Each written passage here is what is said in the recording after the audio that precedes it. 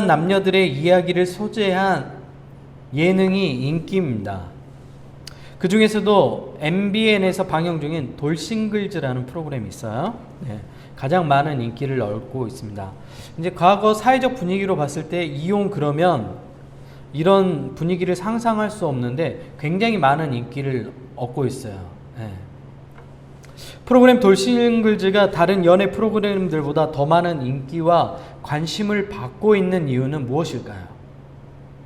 다른 이혼하지 않는 일반 남녀들이 싱글들이 연애를 하는 그런 프로그램도 많잖아요. 그런데 하필이면 이혼을 하고 다시 이제 돌싱이라고 얘기하잖아요. 우리가 이혼하고 난 돌아온 사람들을, 이 돌싱들이 새롭게 만남을 가지는 것들에 사람들은 왜 이렇게 관심을 가지고 열광하는 걸까요? 네.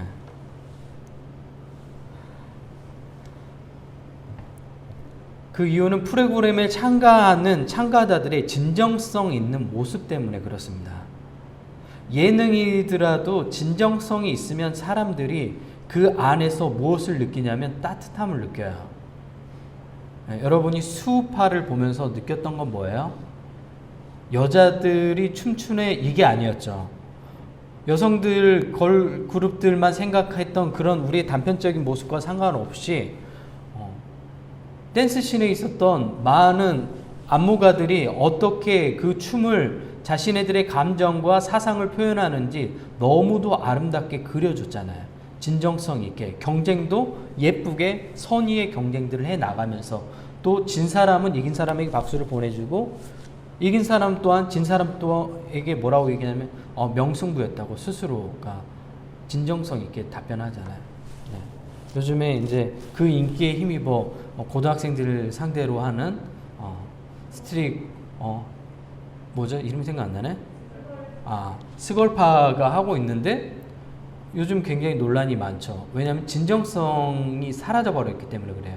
경쟁에만 몰두하니까 사람들은 의외로 그런 것들을 굉장히 싫어합니다. 돌싱글즈에는 이혼 후 새로운 이성을 만날 때 느끼는 감정과 한번 결혼에 실패한 사람들에 대한 그 두려운 감정들이 있겠잖아요. 누군가를 만나기 되게 두렵고, 왜냐하면 나는 전에 가정을 이뤘었는데 그 가정이 깨지는 아픔을 겪어서 누군가를 만나기 되게 주저주저하게 된단 말이에요. 이혼을 하게 되면. 근데 그런 사람들의 그 솔직한 감정들을 다 표현해요. 방송인데도 불구하고. 그래서 사람들이 되게 그걸 보면서 빠져들어요. 특히 자신이 키우는 아이와 함께 새로운 이성을 받아들여야 하는 고민을 나눠요. 나에게 딸이 있는데, 나에게 8살 난 아들이 있는데 이 새로운 이성을 만났을 때 어떻게 이해할 건가, 그 고민들도 솔직하게 나눠요. 놀랍지 않아요? 우리는 그런 것들 좀 숨기려고 하잖아요. 근데 되게 진솔하게 나눠요. 이혼 후 새로운 가정을 계획하면서 생기는 여러 가지 다양한 가족 문제를 그대로 노출하고 출연자들과 함께 고민하고 문제를 해결하는 프로그램이 바로 돌싱글즈입니다. 기회가 되면 결혼하지 않는 청년들은 반드시 한 번씩 보면 좋을 것 같아요. 네. 정말 행복하게 살기 위해서 보라고 이야기하는 거예요. 우리는 이혼하면 행복해질 거다. 그건 굉장히 잘못된 메시지예요, 여러분. 아이를 가지고 있으면 그 아이는 엄마 아빠가 다른 곳에서 사는 것들을 혼자 온몸으로 경험해야 되거든요. 굉장히 슬픈 일이에요. 그래서 그런 것들을 미리 사전에 알면 어떻게 해요? 좋은 사람을 만나려고 하겠죠. 조용히 좋은 사람을 만나는 그런 모습이 여러분 가운데 있기를 소망합니다. 그래서 우리 청년들은 꼭 보세요. 시간이 되면. 네. 현재 돌싱글즈를 시청하는 시청자들은 마치 출연자들에게 자신의 아픔을 쏟아놓는 것 같은 느낌이 들어요. 그래서 출연자들하고 거기 돌싱글즈에 이제 3명의 남녀가 출연하거든요. 네. 출연하는 출연자들하고 그걸 보고 있는 시청자들하고 라포 관계가 형성이 돼요. 왜? 마치 자기에게 그 상담을 한 것처럼 느껴져요. 보면서 아, 저 사람, 그래, 당신이 그런 아픔을 겪었지. 심지어 군대에 있을 때 이제 아이를 갖게 된 거예요. 그리고 중간에 결혼했고, 전역하기 전에 이혼하게 된 거야. 결혼 생활을 실제로 한 번도 하지 않는 거예요. 근데 이게 덕현이라는 친구인데 아이를 키우고 있는 그런 것들을 얘기하는데 보는 시청자들이 다 자기한테 얘기한 것처럼 느껴요. 우리 덕현이 행복해져라, 행복해져라, 행복해져라. 심지어 사회자도 그래요. 아, 정말 행복해졌으면 좋겠다고. 막 자기 일처럼. 뭐가 형성되면 라포 관계가 형성이 된 거예요.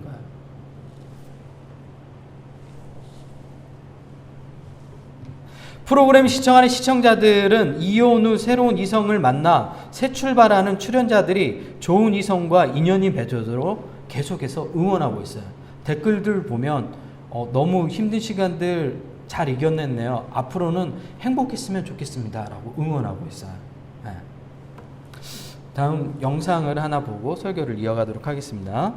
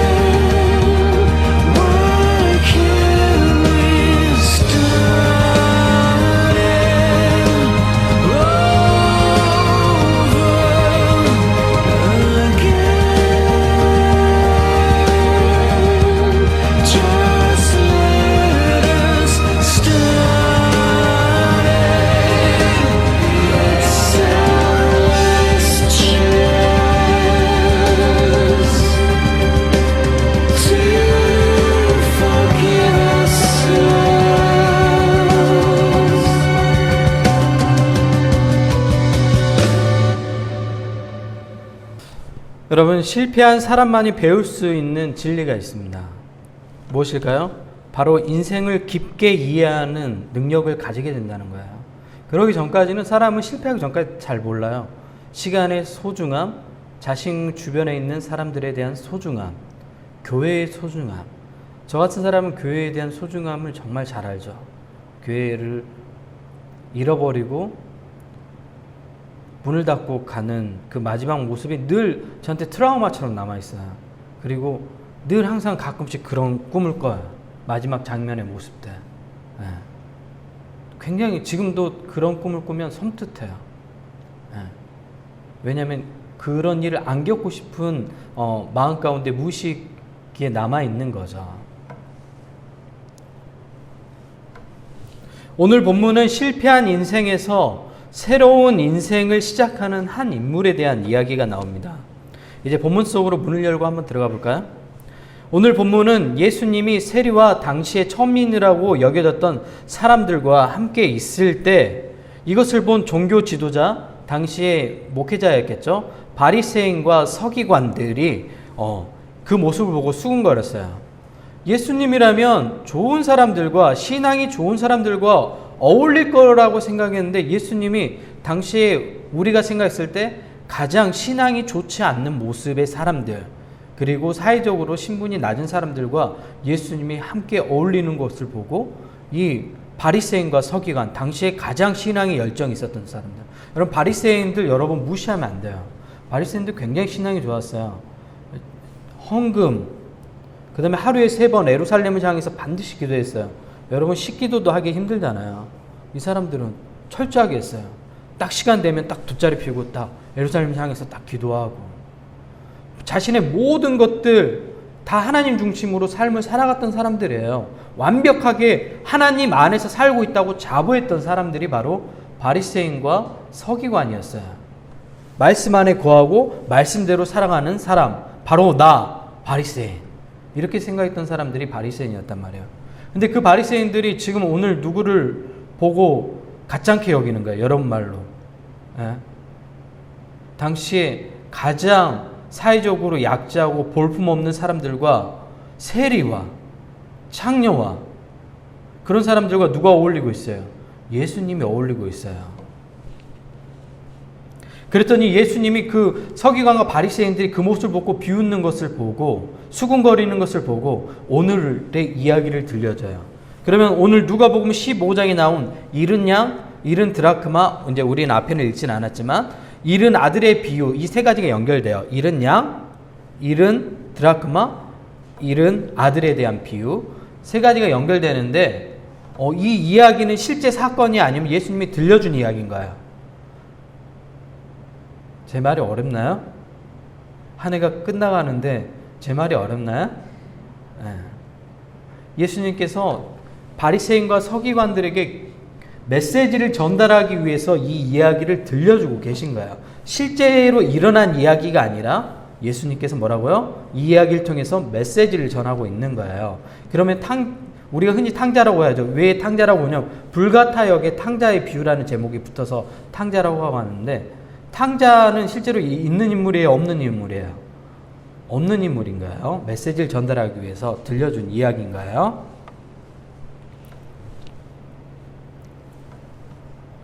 어떤 사람에게 두 아들이 있었는데, 오늘 본문의 내용입니다. 어떤 사람에게 두 아들이 있었는데 어느 날 둘째가 자신에게 돌아올 분깃을 요구합니다. 요즘 말로 하면 아버지 나한테 상속해 줄 재산 지금 주세요, 이렇게 얘기한 거야. 요즘에는 부모들이 뭐 쉽게 그 상속세 때문에 미리 주기도 하죠. 네, 죽고 난 이후에 그 절차가 복잡해지니까. 유대 상속법에는 아버지가 돌아가신 후 아들이 둘이 있는 경우에는 둘째가 받을 수 있는 상속은 3분의 1이에요. 첫째는 3분의 2예요. 네. 알아주세요. 오늘 비유에서 아버지가 아직 살아있을 때 둘째 아들은 9분의 1 정도의 재산을 받았을 것입니다. 세상에 큰 뜻을 품고 둘째 아들은 재물을 어떻게 관리해야 되는지 잘 알지 못한 채 나아갔어요. 재물에 대한 관리를 잘 배워야 돼요. 물질에 대한 부분들. 특히 어떤 걸 배워야 되면 나에게 주어진 경제 규모 안에서 사는 것들을 배워야 돼요. 근데 사람들이 특히 젊었을 때는 기분에 따라 살아요. 내가 할 수 있는 것보다 영역보다 더 큰 것들을 하고 살 때가 너무도 많아요. 잘못된 경제 구조예요. 네. 내가 버는 소득의 수준 안에서 생활하고 누군가에게 선물하고 그렇게 살아야지 그게 맞는 거예요. 하나님 원하시는 모습이에요. 그런 것들이. 13절입니다. 그 후 며칠이 안 되어 둘째 아들이 재물을 다 모아 가지고 먼 나라에 가 거기서 허랑방탕하여 그 재산을 다 낭비하더니 요즘으로 얘기하면 영혼까지 끌어모아가지고 아버지한테 다 재산을 받은 거예요. 그리고 어디에 투자했어요? 어디에 투자했어요? 요즘으로 얘기하면 주식에 투자한 거예요. 요즘으로 얘기하면 이제 허랑방탕했다고 하니까 이때 당시에 쓸 수 있었던 것들, 쉽게 돈을 벌 수 있는 것들에 썼겠죠. 이렇게 하면 돈 벌 수 있다 했는데 투자했는데 다 잃어버린 거죠. 또 유흥비로도 쓰고 뭐 이렇게 저렇게 했겠죠. 돈을 금방 벌 수 있다고 생각했으니까. 앞으로 여러분 7년간 집값이 하락할 거예요. 지금 집을 사면 정말로 안 됩니다. 제가 예언할게요. 앞으로 7년간 집값이 계속해서 하락할 거야. 제가 예언하는 게 아니라 경제 전문가들이 지금 이제 주택에 대한 버블이 거의 정점에 와 있대요. 그래서 지금 하락하고 있어요. 실제로 의정부도 하락하고 있죠. 그리고 동탄은 절대로 떨어지지 않는 지역이었어요. 동탄도 지금 하락하고 있어요. 네. 그러면 오른 지역이 몇 군데가 있거든요. 그건 마지막 작업한 거예요. 사람들이 팔기 위해서. 법인을 설립해가지고 법인을 통해서 집을 여러 개를 소유하는 방식으로 해가지고 투기를 하는 사람들이 있었는데 그 사람들이 마지막 작업하고 빠진 거예요. 이제 집값은 계속해서 떨어질 거예요. 지금 대출 받았고 집을 사면 여러분 파산하기 딱 좋습니다. 10억 주고 샀는데 집값이 나중에 3억이 될 거예요. 예, 좀 과하긴 하지만 사면 안 된다는 얘기예요. 예, 그러니까 지금 바보같이 집을 통해서 투자해야 되겠다 해서 사면 여러분 인생 망하게 됩니다. 여기까지 봐도 오늘 우리 둘째 아들의 모습이 어떨지 결론이 짐작이 되죠. 이 둘째 아들은 곧 망하게 되었고 돼지 치는 일을 하게 됩니다. 아버지 집에 있을 때는 한 번도 이런 일을 안 해봤겠죠. 근데 돼지 치는 일을 하게 됐어요. 그리고 배가 너무 고파 돼지가 먹는 쥐염 열매를 먹으려고 해도 주는 사람이 없다고 이야기합니다. 이러한 삶의 바닥에서 둘째 아들은 자기 중심성이라는 교만과 죄에서 벗어나기 시작합니다. 여러분, 실패가 나쁜 게 아니에요. 우리는 계속해서 인생에 있어서 뭔가 실패하면 다 끝난 줄 알아요. 근데 오히려 여러분 그 실패가 여러분을 성장하게 만들어요. 네. 스골파의 크루시라는 그룹이 있는데 지금 유튜브에서 논란이잖아요. 그리고 사과를 발표했는데도 불구하고 어떻게 해요? 사람들이 그 진정성을 인정해주지 않죠. 왜? 고등학생인데도 불구하고 그런 경쟁 프로그램에 욕심을 내고 상대방에게 굉장히 좋지 않는 안무를 서로 트레이드 해가지고 경연을 하는 방식이었는데 꽃게춤을 준 거예요. 진짜예요. 꽃게춤을 준 거예요. 여러분, 굉장히 막 멋있는 동작을 줘도 좋은 작품이 나올까 말까 하는데 꽃게춤을 준 거예요. 왜요? 경쟁에 눈이 멀어가지고 아이들이 그렇게 한 거예요. 그래서 엄청난 지금 비난을 받고 있죠. 근데 고등학생들한테 그런 비난을 하는 거는 사실 어른으로서 적절하지는 않는 거예요. 얘기하고 싶은 것은 뭐냐면 욕심에 눈이 멀면 그렇게 된다고 이야기를 드리고 싶은 거야. 근데 실패해보지 않은 사람들은 욕심에 눈이 먼 사람들이 많아요. 그래서 남을 짓밟고 올라가는 삶을 계속 살아가요. 왜? 계속 성공했기 때문에 그래도 된다고 생각하는 거예요. 그리고 여러분 주위에 성공했다고 하는 사람들, 소위 돈을 많이 가지고 있는 사람들 어때요? 어때요, 느낌이? 친절하고 매너 있고 그래 당연히 임금을 그렇게 지불해야죠. 복지를 더 챙겨주고 그러던가요? 악랄하게 100원이라도 더 가져가려고 하잖아요. 그래서 속으로 이런 생각하잖아요. 그러니까 돈을 벌었지 네가 잘 먹고 잘 살아라.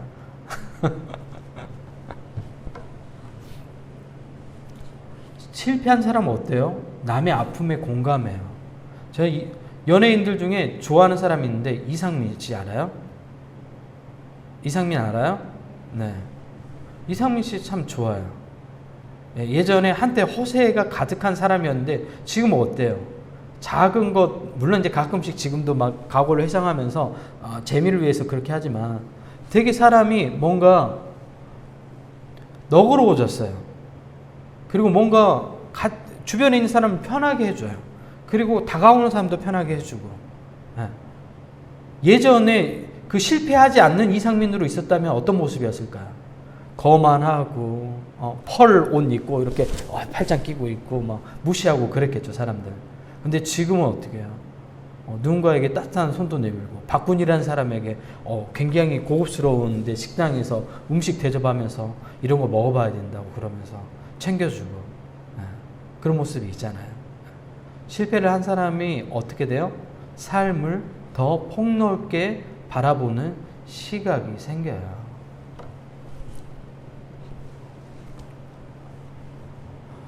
예수님께서 자주 언급하신 들을 귀 있다는 것은 뭐냐면 자기 중심성에서 벗어나 말씀을 통하여 사건을 객관적으로 바라볼 수 있는 능력을 가질 수 있는 것을 들을 귀가 있다고 이야기하는 거예요. 이 둘째 아들은 드디어 알게 되었습니다. 그동안 일상 속에서 느끼지 못했던 아버지의 사랑이 무엇인지 깨닫게 됩니다. 그 사랑이 너무도 당연해서 사랑이 사랑인지 몰랐던 둘째 아들은 삶의 고난과 실패를 통해서 자신의 삶을 객관적으로 바라볼 수 있는 경험을 가지게 됩니다. 무엇을 통해서요? 실패를 통해서. 이러한 경험을 통해서 둘째 아들은 깨어졌던 아버지와 관계를 회복하고 집으로 돌아갑니다. 왜요? 자기가 실패한 순간에 아버지가 나에게 베풀었던 사랑이 얼마나 큰지 그제서야 알게 되었던 거예요. 그리고 아버지께 돌아가서 자신이 저지른 행동에 대해서 용서를 구합니다. 여러분, 가족에게도 자녀에게도 부모에게도 여러분 미안한 일이 있으면 반드시 미안하다고 사과를 해야 합니다. 마찬가지예요. 여러분 부모님에게도 내가 미안한 게 있으면 그 일은 정말 미안하다고 가족이면 반드시 사과를 해야 돼요. 저도 마찬가지예요. 제 가족에게 사과를 늘 해요. 실수할 수 있죠. 사람이니까. 또 의도하지 않게 어떤 상황들이 연출될 때도 있잖아요. 살다 보면. 그럴 땐 반드시 상대방에게 사과를 해야 됩니다. 21절입니다. 아버지, 내가 하늘과 아버지께 죄를 지었사오니 지금부터는 아버지의 아들이라 일컬음을 감당하지 못하겠나이다. 이 둘째 아들이 얼마나 철이 많이 들어서 돌아왔는지 알겠죠? 이 짧은 기간에 돈이 아까워요, 안 아까워요? 아깝지가 않아요. 아버지 입장에서는. 아들이 완전히 변해서 왔잖아요. 이런 경험이 없어요. 굉장히 짧은 기간에 사람이 돼서 돌아왔잖아요. 둘째 아들은 자신의 죄로 인해서 아버지와 관계가 깨어졌을 거라고 생각됐어요. 하지만 아버지와 관계가 깨어져 있어요? 아버지는 어떻게 했죠? 오히려 기뻐했죠. 그리고 어떻게 해요? 잔치를 벌이잖아요. 그리고 둘째 아들이 좋아하는 스테이크를 티본 스테이크를 준비하라고 얘기하는 거야. 내일 먹으러 갈까?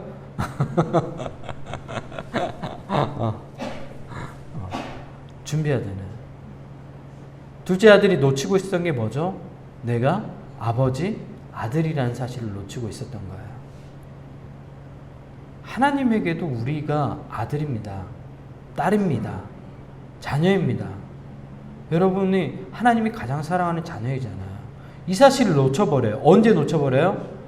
내가 너무도 초라하다고 생각될 때 하나님은 나를 이렇게 바라보실 거야 라고 스스로 어떻게 해요? 재단해봐요. 절대 그렇게 생각하시면 안 돼요. 하나님은 한 번도 여러분을 남루하다, 초라하다고 얘기하지 않아요. 여러분에게 뭐라고 얘기하신 줄 알아요? 너는 내게 늘 1등이야 이렇게 얘기하시는 거예요. 다른 말로 하면 하나님의 자녀는 신분은 우리의 행위로 결정되지 않습니다. 여러분이 많은 기도를 한다고 해서 교회에 와서 많은 봉사를 한다고 해서 하나님이 더 이뻐하시고 여러분이 하나님과 멀어져 세상으로 점점 간다고 해서 여러분이 하나님 자녀가 안 되는 게 아니에요. 여러분 변함없이 하나님의 자녀예요. 거리와 여러분의 마음의 거리와 상관없이 늘 하나님의 시선은 여러분을 향해 있습니다. 우리가 무슨 일을 저지르는지 상관없습니다. 왜냐하면 우리가 그분의 자녀이기 때문입니다. 본문은 무한한 사랑으로 용서하시는 하나님의 사랑을 예수님이 이 이야기를 통해서 보여주십니다. 바리새인과 서기관은 집에 있었던 큰형과 비슷합니다. 큰형이 아버지와 가장 가까이 있었는데 둘째 동생이 돌아왔는데 형의 반응은 어때요 지금? 이 집안에서 둘째를 반기지 않는 유일한 사람이 누구예요? 형이에요, 형. 그리고 아버지께 화를 내죠. 나한테는 해준 거 하나도 없는데 저 망나니처럼 가가지고 돈 다 탕진하고 온 애가 오니까 뭐라고 얘기해요? 잔치를 벌여주냐고, 너무 기분 나쁘다고 이렇게 얘기하는 거예요. 아버지 가장 가까이 있었는데 아버지의 마음을 알고 있었어요? 아버지 가장 가까이 있었는데 하나님의 뜻을 알고 있었어요? 아버지 가장 가까이 있었는데 하나님의 사랑을 경험하고 있어요? 아버지께 모든 것을 받고 있었는데 하나님의 사랑을 전혀 느끼지 못하고 있어요. 이게 서기관과 바리새인들의 모습이라고 예수님께서 오늘 이 이야기를 통해서 들려주고 있는 거예요. 너희가 11조도 하고 너희가 헌금도 많이 하고 교회에서 봉사도 많이 하고 너희가 목회자로서 사람들 앞에 서서 하나님 말씀을 전하지만 뭐라고 얘기한 거야? 큰아들과 같다. 너희가 정말 하나님의 사랑을 모른다. 너희가 하나님과 관계가 사실은 깨어져 있다. 사실 관계가 깨어진 사람이 둘째였어요? 큰아들이에요?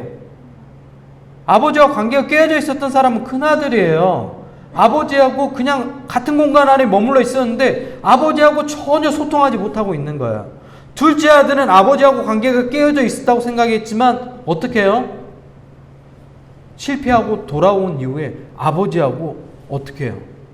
연결되기 시작하잖아요. 소통하기 시작하잖아요. 아버지 뜻을 알아가기 시작하잖아요. 아버지 마음을 알아가기 시작하고. 이 모든 일이 어디서부터 시작된 거예요? 실패로부터 시작된 거예요. 그렇다면 여러분 가운데 있는 실패를 왜 그렇게 두려워하시는 거예요? 2021년 실패했을 수 있어요. 인간관계 문제에서 실패할 수 있고 연애에 실패할 수도 있고 여러분이 뜻하지 않는 일들에서 실패할 수 있죠. 그게 뭐가 그렇게 두려워요? 그게 인생 망하는 거예요? 실패하지 않는 게 인생이 망하는 거예요. 첫째 아들 보세요. 아버지 집에 계속 있었지만 많은 것들을 받았지만 전혀 감사하지 않잖아요. 얼마나 교만해요. 아버지가 나한테 해준 게 뭐 있냐고 이렇게 얘기하고 있잖아요. 아버지가 다 해줬죠. 모든 걸 다 해줬잖아요. 근데 그렇게 얘기하고 있잖아요, 오늘. 실패한 사람만이 배울 수 있는 진리가 있습니다. 여러분 주위에서 꼰대 같은 역할을 하는 사람들 봐보세요. 성공한 사람들이죠. 야, 내가 이렇게 하니까 이렇게 해야 돼. 야, 너 그렇게 하면 너 그렇게 살면 안 돼. 야, 그렇게 살면 안 된다고 이렇게 얘기하는 사람도 있죠. 그리고 네가 뭐 그렇게 하면 안 된다니까. 대부분 꼰대 같은 삶을 사는 사람들 어떤 사람이에요? 성공한 사람들이에요. 큰 실패를 경험한 사람들은 어떻게 얘기하는 줄 알아요? 나도 그런 실패 해본 적이 있다고. 괜찮다고. 다시 도전해보자고. 앞으로 나아가자고. 힘든 거 나도 마음 충분히 이해한다고. 그럴 수 있다고. 나도 그런 적이 있다고. 제가 예전에 예배 인도하다가 주기도문을 까먹은 거예요. 중고등부 예배 때. 주기도문이 갑자기 생각 안 나는 거야. 그럴 때 있잖아요. 우리가 살다 보면 갑자기 뭔가 생각이 안 날 때가 있잖아요. 그 전날 새벽 3시까지인가 축구를 했었는데 그 축구를 보고 이제 잠을 못 잔 상태로 와서 멍한 상태에서 그랬는지 모르겠어요. 하여튼 그런 적이 있어요. 그래가지고 주기도문 하다가 멈춘 거예요, 내가. 그래가지고 예배가 엉망이 된 거예요, 갑자기. 그런 실수할 수 있죠. 무대에 섰는데 갑자기 춤 동작이 생각이 안 나. 연습 여러 번 했는데. 그럴 수 있잖아요. 살다 보면 다 그런 경험들을 하잖아요. 실패하는 거 나쁘지 않아요. 실패 조금 한다고 인생이 망하지 않아요, 여러분. 괜찮아요. 하나님은 우리의 모든 경험을 다 사용하십니다. 하나님 안에서 쓸데없는 경험이 하나도 없기 때문에 그럽니다. 처음에 이야기했던 돌싱글즈 제가 1화부터 다 봤거든요. 그걸 보면서 느꼈던 게 뭐냐면 이 사람들 마음 가운데 어떤 게 있냐면 내가 전에 만났던 배우자하고 다른 모습의 사람들을 찾으려고 해요. 그랬더니 다른 친구가 조언해줘요. 저는 그 조언이 맞다고 생각해요. 왜냐하면 그런 반대 모습의 사람을 만나면 내가 행복해질 거라고 착각하는 거예요. 그런 모습이 있었기 때문에 행복하지 않고 불행했던 게 아니에요. 근데 정반대 사람을 만나면 행복할 거라고 생각해요. 그래서 전에 배우자하고 정반대 사람을 이상형으로 찾는 거예요. 그러면 이 사람에게 또 다른 좋지 않은 모습이 발견되겠죠. 그러면 또 만나면 또 다른 사람이 그런 모습이 발견되겠죠. 계속해서 언제까지 그럴 거예요, 그러면. 그러면서 얘기를 해준 거예요. 그렇게 사랑하는 사람을 찾는 것은 좋은 방법이 아닌 것 같다고. 근데 왜 그렇게 하려고 하는지는 이해되죠? 한번 실패했잖아요. 가정이 깨지는 아픔이 겪었잖아요. 여러분, 연인과 헤어져도 아프죠? 근데 여러분, 결혼하고 나서 헤어지면 가족 간에 깨지는 거예요. 엄청난 스트레스고, 그리고 지금 12월 31일이잖아요. 이제 10분 후면 2022년 새해가 밝는데, 지금 이때가 가장 힘들어요. 이혼한 사람들. 여러분 주위에도 이혼한 사람들 굉장히 많이 있죠. 그리고 그 자녀들도 힘들어져요. 연말이 되면. 가족이 생각이 나는 시기잖아요. 굉장히 힘들어요. 어떤 사람은 극단적인 선택도 많이 해요. 이 시간에. 왜냐하면 자기를 인생의 실패자라고 느끼기 때문에. 왜냐하면 결혼에 대한 로망이 있잖아요. 여러분도. 로망 다 있죠. 근데 그 결혼이 실패했다고 생각해봐요. 웨딩 사진 어떡할 거야? 버려야 되잖아요. 그리고 그동안 했던 모든 시간들을 다 버려야 되는 거잖아요. 아이는 어떻게 해요? 연말이면 만나고 헤어질 때 아이가 헤어지기 싫어서 울면서 얘기해. 아빠 가지 마. 엄마 가지 마.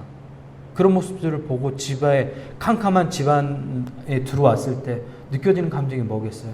나 실패자였구나. 나는 인생에서 다시는 일어설 수 없는 그런 사람이 되었구나 라고 생각을 하는 거야. 그래서 스스로 목숨을 끊는 사람도 이 시간에 굉장히 많아요.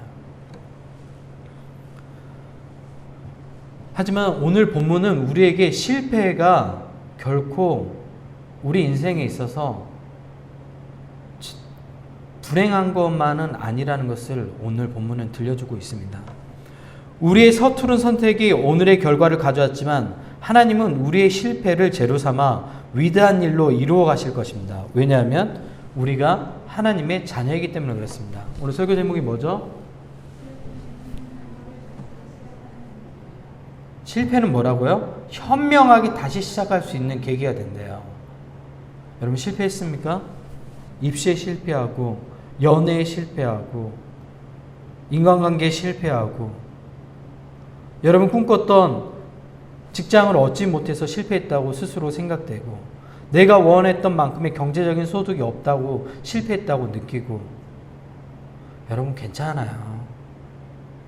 괜찮아요. 괜찮아요. 삶에 주어진 시간은 질과 양으로 나눌 수 있죠. 우리가 살 수 있는 시간이 양이 있잖아요. 그 양은 우리가 결정할 수 있어요, 없어요? 없죠. 그러면 질은 결정할 수 있어요, 없어요? 질은 결정할 수 있잖아요. 여러분이 선택하는 거니까. 그렇다면 여러분이 삶을 어떻게 살아가야 되겠어요? 삶을 어떻게 살아가야 되겠어요?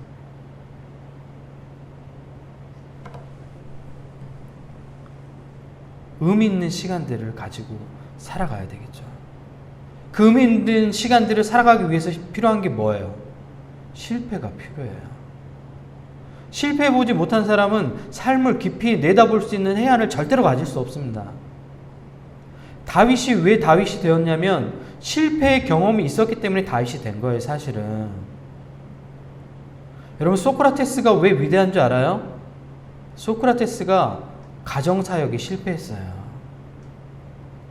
소크라테스 아내하고 날마다 부부싸움 했어요. 그 위대한 철학자가 날마다 싸웠어요. 소크라테스 아내는 세상에서 가장 재수없는 놈이 소크라테스였어요.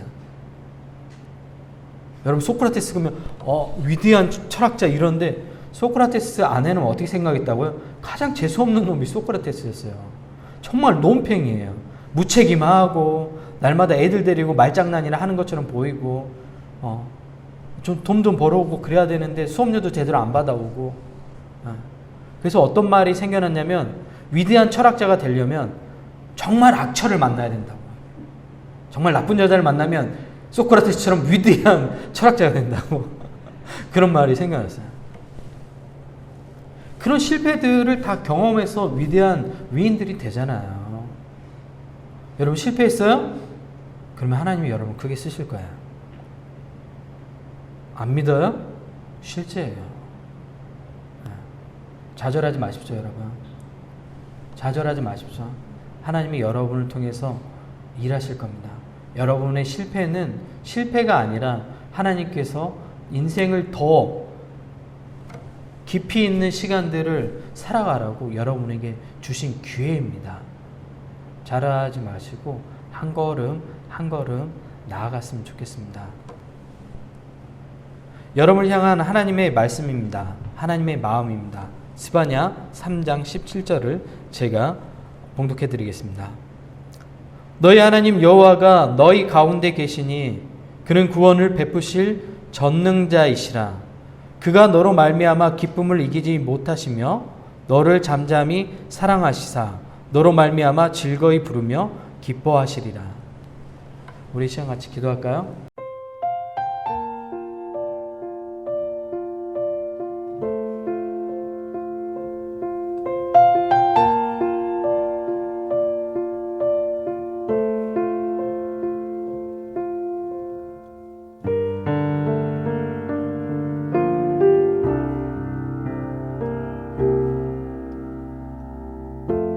삶의 작은 일에도 그 마음을 알기 원하네. 그 길, 그 좁은 길로 가기 원해. 나의 작음을 알고 그분의 크심을 알며 소망, 그 깊은 길로 가기 원하네.